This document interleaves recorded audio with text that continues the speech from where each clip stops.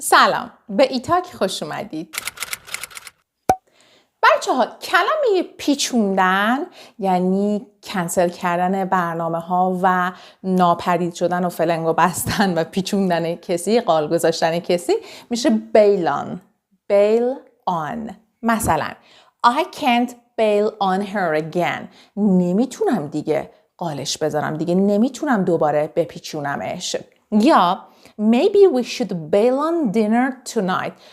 شاید بهتره که شاید باید که امشب چیکار کنیم؟ شام امشب رو بپیچونیم، نریم برای شام. مثلا ما رو دعوت کردن we have to bail on or we should bail on dinner tonight. Can't bail on her again. Maybe we should bail on dinner tonight. Can't bail on her again. Maybe we should bail on dinner tonight.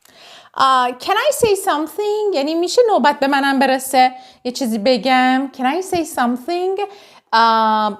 به جای این can I say something میتونیم بگیم May I have the floor? May I have the floor?